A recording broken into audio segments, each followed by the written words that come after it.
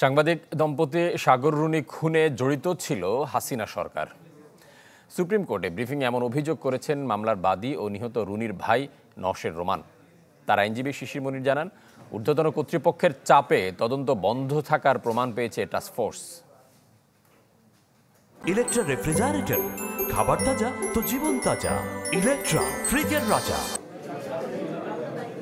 ৪৮ ঘন্টার মধ্যেই যাতে করে এই হত্যাকারীদের যাতে ধরা যায়।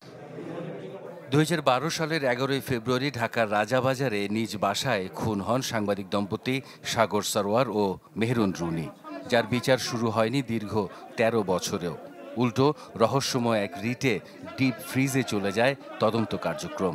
প্রতিবেদন দাখিলে ১১৬ বার নেওয়া হয় সময়।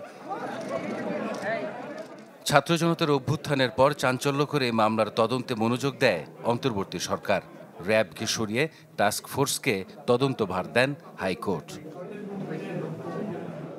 মঙ্গলবার সুপ্রিম কোর্টে সংবাদ সম্মেলন করেন সাগর রুনির স্বজনরা। সেখানে তাদের আইনজীবী জানান, অতীতে বাধা দেয়া হয়েছে হত্যাকাণ্ডের তদন্তে।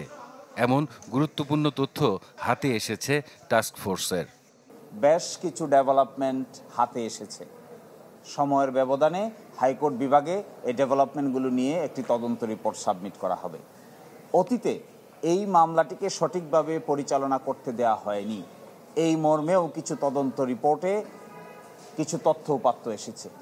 এ সময় সাগর রুনির পরিবারের সদস্যরা অভিযোগ করেন, হত্যায় সরাসরি জড়িত শেখ হাসিনা সরকার। কিছুটা আশার আলো আমরা দেখতে পাচ্ছি, বাট সম্পূর্ণ আসলে এতবার আমরা আশা ভঙ্গ ঘটেছে, যার ফলে আমরা আশাবাদী হওয়ার মতো কিছু পাচ্ছি না যতক্ষণ পর্যন্ত না আমরা তদন্ত রিপোর্টে কি আসছে সেটা জানতে পারছি। একটু হলেও আমরা হোপফুল, আশা করি যেহেতু অনেক কিছু বললো, মাত্র বলে গেল, তো আশা করা যাচ্ছে যে পজিটিভ কিছু একটা শুনতে পারবো। আগামী এপ্রিলে হাইকোর্টে তদন্ত প্রতিবেদন জমা দেওয়ার কথা আছে টাস্কফোর্সের। সরোজ সুমন, চ্যানেল 24, ঢাকা।